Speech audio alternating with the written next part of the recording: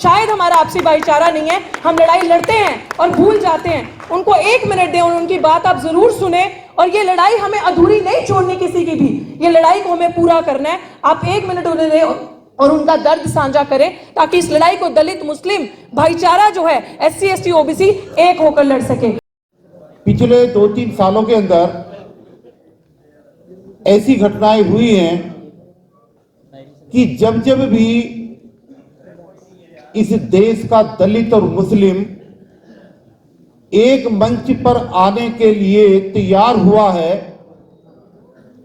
तो तब तब ही इस देश की सरकार और यहां का सुप्रीम कोर्ट को झुकना पड़ा है।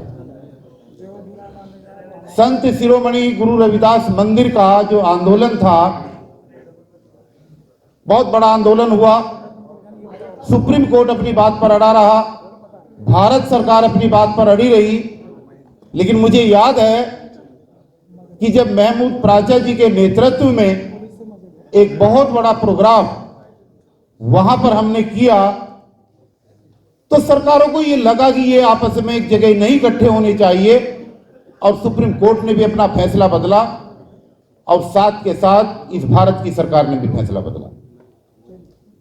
ऐसी एक घटनाएं नहीं, और भी कई सारी घटनाएं हैं। हमारे धर्मगुरु भंते जी ने SC ST एक्ट के बारे में बताया। 2 अप्रैल 2018 को जब भारत बंद हुआ, तो 3 अप्रैल को all India Muslim United front के माध्यम से डॉक्टर एजाज अली का जो संगठन है, जंतर मंतर पे एक जबरदस्त धरना दिया गया।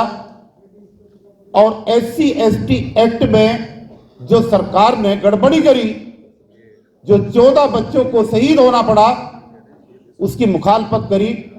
और जब सरकार को लगा कि बाय द वे ये लोग इकट्ठे नहीं होने चाहिए, तो एक्ट के अंदर बदलाव हुआ और सुप्रीम कोर्ट को और इस देश की केंद्र की सरकार को झुकना पड़ा।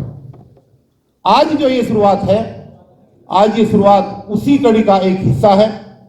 और ये शुरुआत अगर आगे बढ़ती है, क्योंकि वो नहीं चाहते कि हम लोग एक जगह आए, और आज जो तंजीम का जो उद्देश्य है कि हम सब लोग एक साथ मिलकर के आगे बढ़ें, तो निश्चित रूप से हम मुकाम पर पहुंचेंगे। आज ये काबिल तारीफ है, आज का ये घटना, और ये सारे प्रदेशों में होनी चाहिए।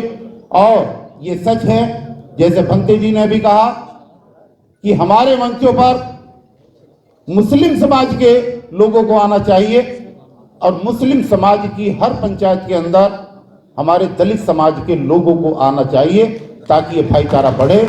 और इस भाईचारे के बढ़ने के बाद एक नई मुहिम आगे आए, सत्ता के हथियाने की, सत्ता की प्राप्ति की, और देश में भाईचारा कायम करने की। इस प्रांगण में जो कि मैंने सुना है कि आज सारे रिप्रेजेंटेटिव मौजूद हैं हर ऑर्गेनाइजेशन के, इंस्टीट्यूशन के, ज्यादा वक्त नहीं लूंगी, यही कहूंगी कि हाँ, दिल्ली विश्वविद्यालय में एक लड़ाई लड़ रही हूं जिसको आज 113 दिन हो गए।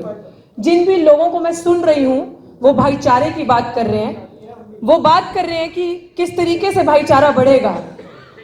सोच में ये आया कि अगर एक हाथ को दर्द है, तो क्या अगर लेफ्ट में दर्द है तो राइट को दर्द नहीं होगा। और आप सबको देख के यहां लगा कि वाकई में अगर मेरे दाहिने हाथ को दर्द है तो बाएं हाथ को भी दर्द हो रहा है। इसलिए दलित और मुस्लिम समाज आज एक जगह, एक मंच में बैठे हैं, ये प्रूव किया है। और ये ऐसे भी प्रूव नहीं हुआ, ये कैसे प्रूव हुआ है? हम बातें कर रहे हैं कि दलित और मुस्लिम समाज को एक होना चाहिए और एक होकर लड़ना चाहिए। वो शायद 113 दिन की लड़ाई जो दिल्ली विश्वविद्यालय में एक दलित महिला, मुझे नहीं याद कि आजाद भारत में ऐसी लड़ाई, एक महिला, ऊपर से दलित महिला, कास्ट और जेंडर दोनों का प्रभाव, उस महिला ने 113 दिन हो गए आज वो लड़ाई जीवित रखी है। तो वो किसके बदौलत? वो एक कॉम्बिनेशन है। अगर आप इस चीज को समझें, सरकार कैसे डरती है, सरकार कैसे घुटने टेकती है, और कैसे बिना डरे, निडरता से, बिना हिले, बिना झुके वो लड़ाई हम लड़ रहे हैं। क्योंकि एक दलित महिला वहां पे न्याय की गुहार लगाने बैठी है, और उसके जो वकील हैं वो बिना डरे जो चल रहे हैं, वो एडवोकेट जनाब महमूद प्राचा जी हैं। ये कॉम्बिनेशन जिसकी हम बात कर रहे हैं, ये हम करके दिखा रहे हैं, और ये हो चुका है दिल्ली विश्वविद्यालय में। साथियों, बहुत सारे ऐसे साथी हैं जिनको इस लड़ाई के बारे में पता है। मैं कुछ चीजें कहना चाहूंगी, अभी मेरे जहन में आ रही थी। बार बार हम बात कर रहे हैं, देखिए वो झूठ भी कैसे बेचते हैं। पता है कि जो देश का शासक बन के बैठा है, जो प्रधानमंत्री की कुर्सी पे बैठा है, वो कितना बड़ा झूठा है। वो दिन रात झूठ की मार्केटिंग कर करके झूठ को ऐसे बेच रहा है। और हम आबादी में बार बार कहते हैं कि मूल 85 इतने ज्यादा है आबादी में, फिर भी हम डरते हैं क्या, फिर भी हम सामने नहीं आते? ऐसा नहीं है।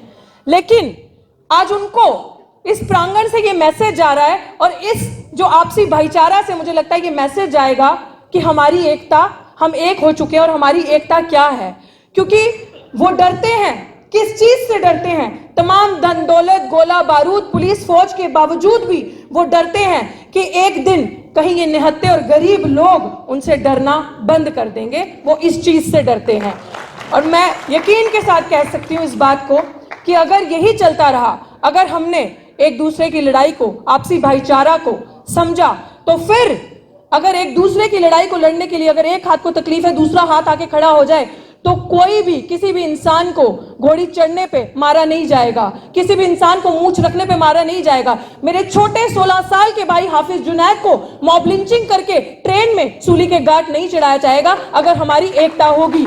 और मैं इसलिए ये बात बोल रही हूं कि आज भी अगर मैं हाफिज जुनैद की मां को देखती हूं तो उसके आंसू आंखों से सूखे नहीं है। वो बैठी है मेरे साथ मंच पे, उसकी मां। और मैं चाहती हूं संचालक साहिबा जी से मैं ये आग्रह करती हूं कि चाहे 1 मिनट ही सही उसकी मां को 1 मिनट दें, क्योंकि उनका पूरा परिवार, शायद हमारा आपसी भाईचारा नहीं है, हम लड़ाई लड़ते हैं और भूल जाते हैं। उनको 1 मिनट दें और उनकी बात आप जरूर सुने। और ये लड़ाई हमें अधूरी नहीं छोड़नी किसी की भी, ये लड़ाई को हमें पूरा करना है। आप 1 मिनट उन्हें दें और उनका दर्द साझा करें, ताकि इस लड़ाई को दलित मुस्लिम भाईचारा जो है, SC ST OBC एक होकर लड़ सके। हाफिज जुनैद की वालिदा हूँ मैं, मेरा नाम सायरा है। 2017 में 6 महीना 22 तारीख को मेरा बेटा को इंतकाल हुआ, और उसी दिन आंसू में दर दर की ठोकर खा रही हूँ। कई तरह मेरे बेटा के लिए इंसाफ मिल जाए, लेकिन आज तक कोई इंसाफ ना है। 3 जगह केस चल रहे हैं, और जामे हैं और आ जामे हैं, जामे हैं और आ जामे हैं। वह केस की टेंशन में और उन्हीं बातन सु जैसे घर में हुए हैं कि इतने हून गए हैं, इतना दिन हो गए।